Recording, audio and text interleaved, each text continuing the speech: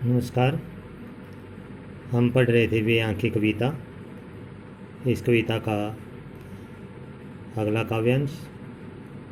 कवि कहता है, बिका दिया घर द्वार, महाजन ने न ब्याज की कौड़ी छोड़ी, रह रह कर आँखों में चुभती वह, कुर्ख हुई बरदों की जोड़ी।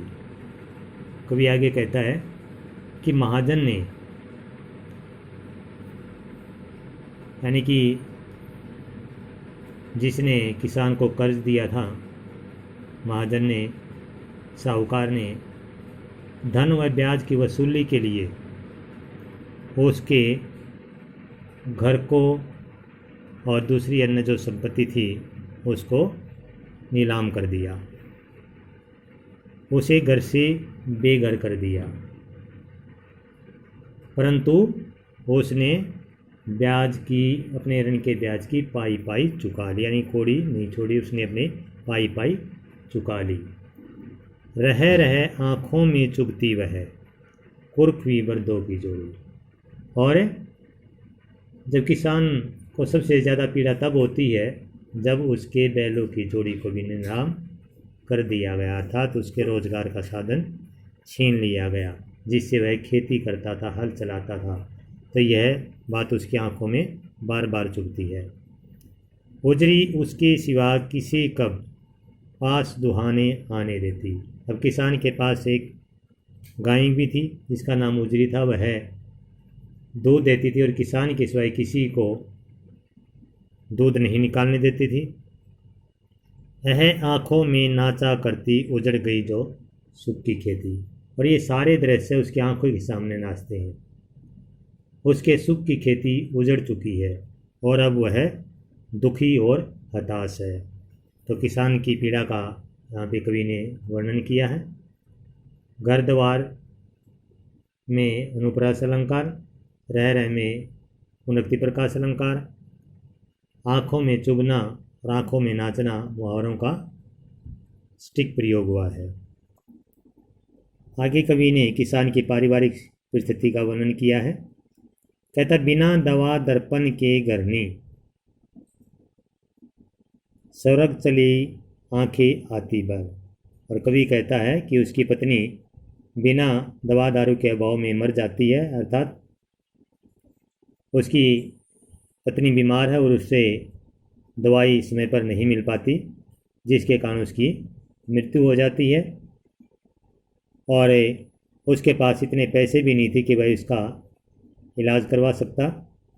और यही बातें सोचकर उसकी आंखों में आंसू आ जाते हैं। देख रेख के बिना दूध मुही, बिटिया 2 दिन बाद गई मर।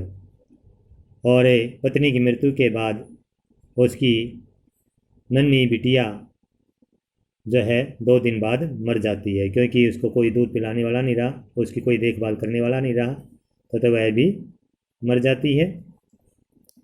घर में विधवा रही पतोहू। अरे किसान के घर में उसकी विधवा पुत्रवधू बची भी थी। लक्ष्मी थी यद्यपि पति घातिन।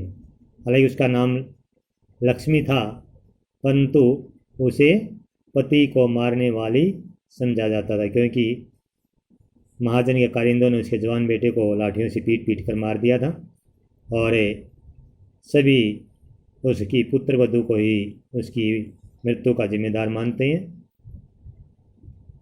पकड़ मंगाया कोतवाल ने, डूब कुएं में मरी एक दिन।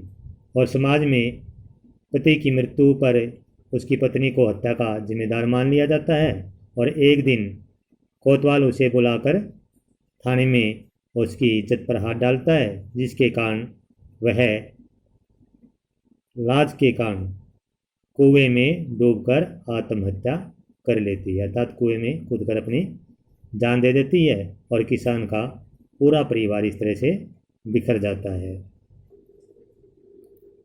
खैर पैर की जूती जोरो, न सही एक दूसरी आती, पर जवान लड़के की सुध कर सांप लौटते फटती छाती। अब किसान को अपनी पत्नी की मृत्यु पर ज़्यादा दुख नहीं है, क्योंकि उसका मानना है कि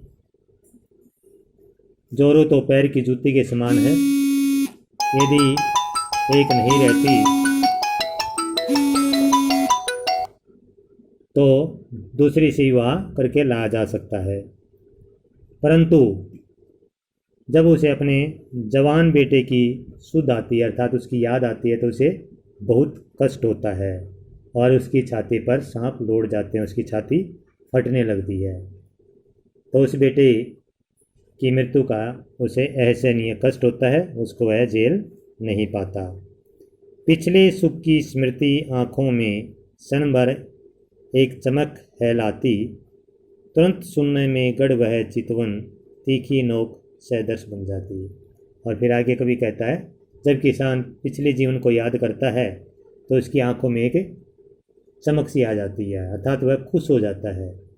परंतु अगले ही क्षण जब वह सच्चाई के धरातल पर सोचता है, अर्थात वास्तविकता को देखता है, वर्तमान में झांकता है, तो उसकी नज़र शून्य में अटक कर गड़ जाती है, अर्थात वह विचार शून्य हो जाता है। उसकी नज़र तीखी नोक के समान चुभने वाली हो जाती है। तीखी नोक सदर्श उपमा अलंकार है इसमें।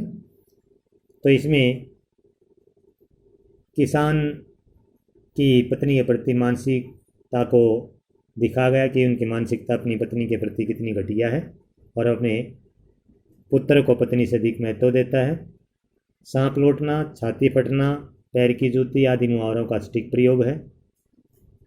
तीखी नोक सदर्श में उपमा अलंकार है, खड़ी बोली का प्रयोग है और भाषा सहज एवं सरल है। इस तरह से आपकी यह कविता पूर्ण होती है और आपके व्हाट्सएप पर जो इसके प्रश्न उत्तर आपको भेज दिए जाएंगे, तो आपने अपनी शाहपुत्र पुस्तिका में इनको करना है। धन्यवाद।